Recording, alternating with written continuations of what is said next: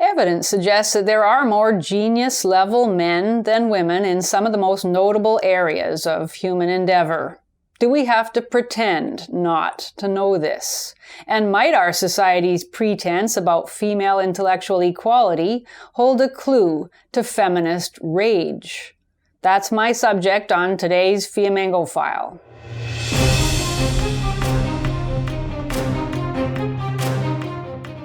I'm Janice Fiamengo of the University of Ottawa.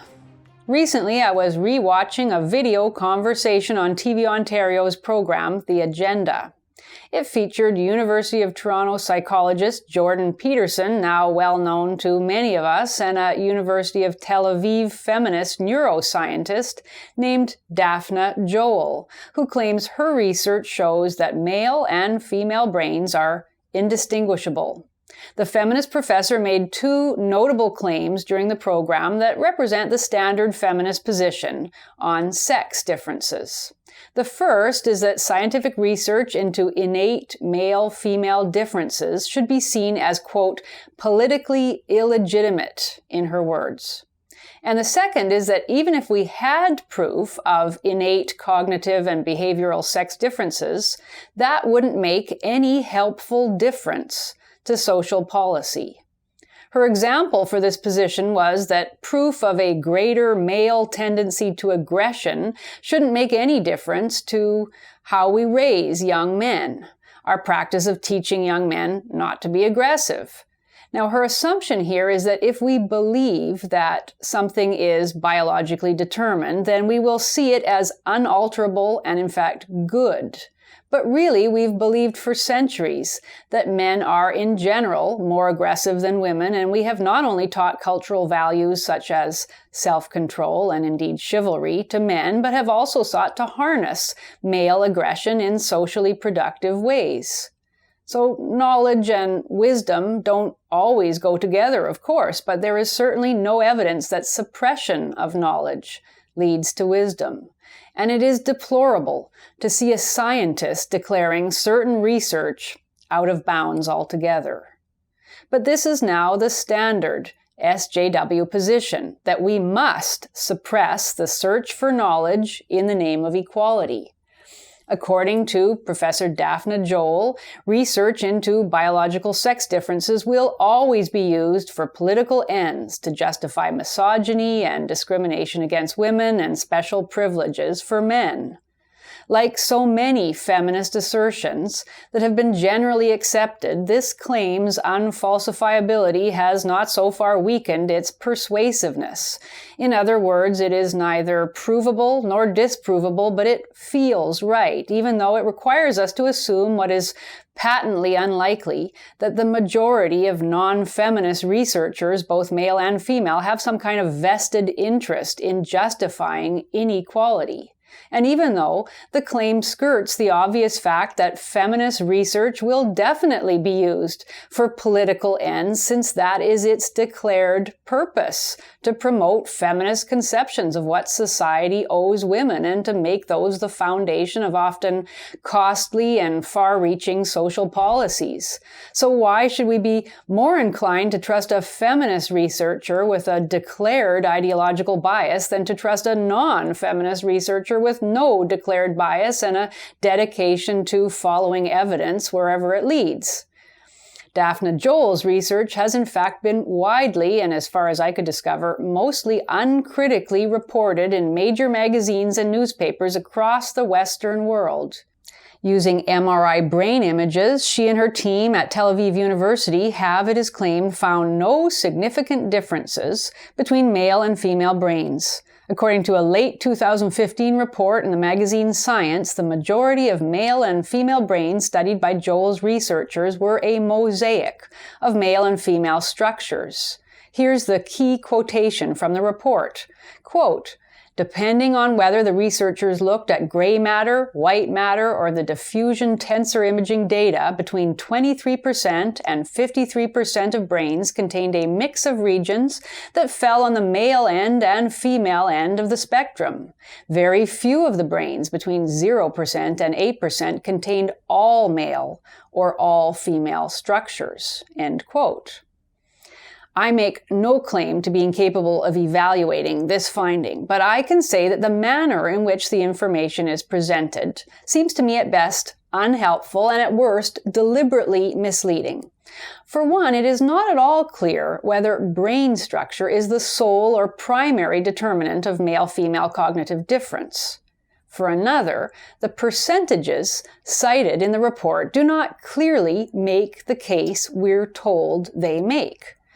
To say that depending on what variable is studied, 23% to 53% of brains contained a mix of male and female regions doesn't prove that male and female brains are indistinguishable. The numbers reveal that depending on the variable, a large majority of brains, as high as 77%, if I'm doing the math correctly, did not contain much of a mix. Tell me, am I wrong? It is stated that between 0 and 8% of brains contained all male or female structures, but I would like to know what percentage contained a preponderance of male or female structures. Why are we not told that? It would certainly seem to make logical sense that male and female brains would share many structural features, since many of the things men and women have to do in life are the same. But it also makes sense that there would be some significant general differences given our sexual differences. The research is presented in such a manner to prevent readers from thinking well about the reported findings. And even more than this, I'm struck by the totalizing tenor of Professor Joel's own conclusions about her findings. Usually, scientists worthy of the name are very conservative in the conclusions they're willing to draw from their research. They are scrupulous about not concluding more than the findings will strictly authorize. But not so Daphne Joel. She essentially declares that as a result of her work, research into sex differences in the brain is all but over. She actually has the temerity to say that from now on, this is what she says, quote, researchers studying the brain may not need to compare males and females when analyzing their data. For another, she says, the extreme variability of human brains undermines the justifications for single-sex education based on innate differences between males and females, and perhaps even undermines our definitions of gender as a social category, end quote. That was all a quotation from Professor Daphne Joel. I've never before heard of a serious scientist declaring that her research results are so conclusive that other researchers should simply stop pursuing related research. This goes beyond confidence well into totalitarian arrogance. And unfortunately, it's not surprising that the same professor who deplored the use of scientific research for, quote, political ends immediately moved to give her research a political application, in this case to discredit single-sex schools despite their beneficial impacts, and to support the feminist claim that gender is a social construct. Such statements certainly make me wonder whether Daphne Joel shouldn't be regarded as an ideologue rather than a real scientist, though you wouldn't know that from the credulous manner in which her pronouncements have been generally received. And you certainly wouldn't know of the mountain of evidence documenting the cognitive and behavioral differences between male and female, some of it pretty difficult to refute through the social constructionist lens, such as that research cited by Professor Jordan Peterson in the Agenda program that I mentioned at the beginning of the video. He refers to a study by Simon Baron-Cohen showing fairly marked sex differences in one-day-old male and female infants.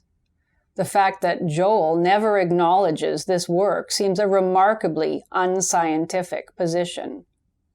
For a very different approach to sex distinctions in cognition, consider the work of Doreen Kimura, who was a PhD in psychobiology and a professor at the University of Western Ontario, and whose book Sex and Cognition represents a lifetime's worth of objective research into the neural and hormonal bases of behavioral and cognitive sex differences. Unlike Professor Joel, whose ideological agenda is clear, Professor Kimura pursued her research to increase human knowledge, not because she began with a cherished theory that she was determined to support. Through a multitude of controlled tests in problem solving, memory, and other cognitive abilities, Kimura's research found that on average, men outperformed women in a variety of spatial tasks, especially involving identifying objects in altered orientations. Men also excelled at tests of mathematical reasoning. This is worth emphasizing. Men excelled at tests of mathematical reasoning, with the differences between the sexes most remarkable when it comes to the most brilliant mathematicians. Women, in contrast, were generally better able to recall the spatial layout of an array of objects, to scan arrays quickly to find matching objects, and to recall words. Kimura found that such sex differences, which occur across cultures, usually begin at an early age, before puberty, and last a lifetime. Unlike Tel Aviv University's Daphne Joel, Western University's Doreen Kimura was never interested in dictating what kind of research other scientists should pursue, or how society at large could make use of scientific findings. She co-founded the Society for Academic Freedom and Scholarship to protect the freedom of scholars to pursue the research that most interested them. She was one of the few brave souls to defend Professor Larry Summers of Harvard University when he got himself into trouble after speculating about the reason more men than women excel at very high-level mathematics. Kimura was interested in scientific fact, not politics. In a report on her research, she was quoted as regretting the insistence on equality of outcome in STEM fields. This is what she said. Quote, engaging in coercive social engineering to balance the sex ratios may actually be the worst kind of discrimination, she claimed. It also serves, she went on to say, to entice some people into fields they will neither excel in nor enjoy, end quote. This last point about enticing women into fields they won't excel in or enjoy got me thinking about the flip side to feminist Professor Joel's insistence that research into sex differences is illegitimate, even dangerous. Maybe not pursuing sex differences is more dangerous. Now, I can understand Joel's concern to some small extent. If society accepts what seems to be the case, that there are more genius-level men than women in the field of mathematics, it's possible that there would be some discrimination against women wishing to study mathematics or to enter mathematics-related fields, such as engineering and physics. This is possible, as I say, but highly unlikely in our current gynocentric climate. After all, no one claims that there are no female math geniuses, only that there are fewer than male math geniuses. A society that values individual excellence will naturally honor and promote true math ability in women. Women should and will have the right, if they are intellectually equipped, to pursue mathematics-related work. The risk of discriminating against women in math seems vastly outweighed by the far more dangerous risks for women, men, and society overall of insisting on women's equal intellectual ability and thus of pushing women into such positions in the name of gender justice. I've touched on this problem in some previous videos, but I just recently came across an article in a publication called Academic Questions that gave this problem a name and an interesting backstory. The article is called, quote, Snowflake Jacobins, Black Rage on Campus.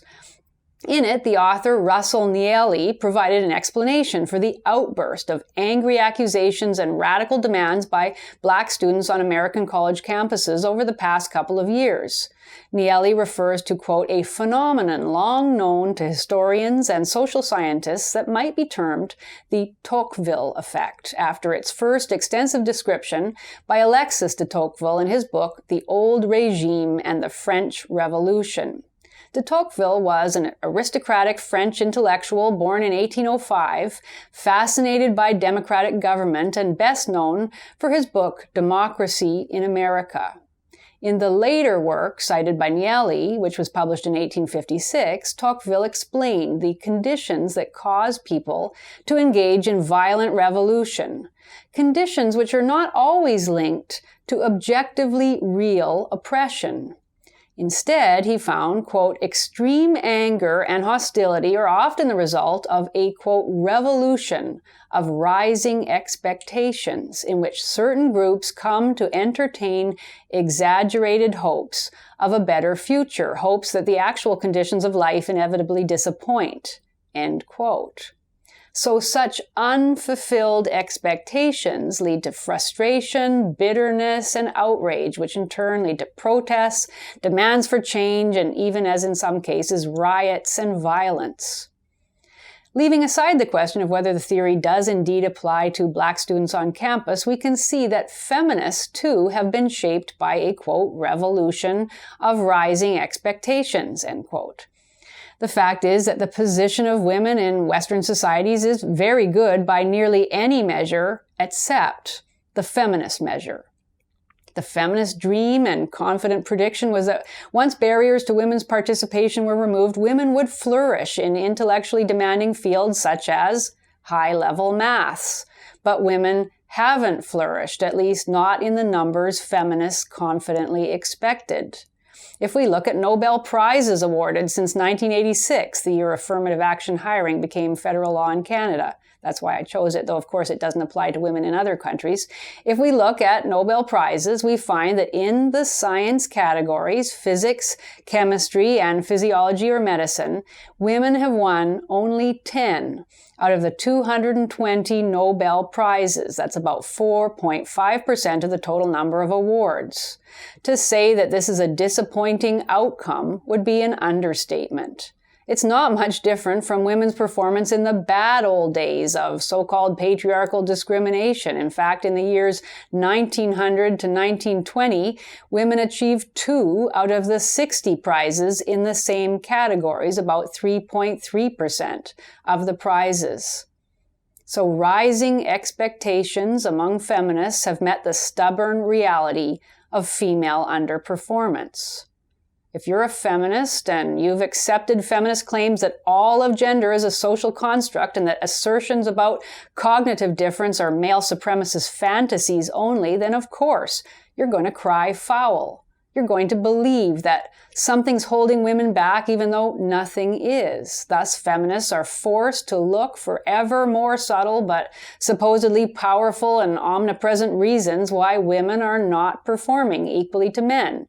Sexism, sexism, and more sexism. And feminists use claims of sexism to justify yet more demands for special accommodations and artificial advantages. We have seen a plethora of recent articles claiming that science itself is sexist, that women's perspectives are necessary to save science, and that gender bias continues to bar women from fulfilling their potential. It's always the same mantra. More needs to be done for women. These predictable, formulaic, paper-thin complaints would be embarrassing and sad if they were not so socially destructive. A perfect, vicious circle with no end in sight whereby talented male scientists are barred from the enormously important and beneficial work they should be doing, and less talented women are shoehorned into positions for which they are not well suited, with a corresponding likelihood that they will, for a combination of reasons, feel resentment, anger, and a determination to bend the discipline to suit their needs rather than the requirements of science itself, and all because we are wedded to the false idea that gender justice can only be said to have been achieved when women occupy at least 50% of the most prestigious academic, political, and business positions, whether they're the best for the job or not. Maybe it's true that even 50 years after all the real barriers fell, we still don't know what women are capable of in these traditionally male-dominated fields. But it's a certainty that pretending we do know and mobilizing against so-called politically illegitimate research and mandating female numbers in STEM will never produce a rational, healthy, or just society. Thank you for watching. If you enjoyed this video, please support us on Patreon. If even half of our subscribers gave us $1 per month, we'd be well on our way to creating more and better content. And don't forget to subscribe to us on Studio Brulé.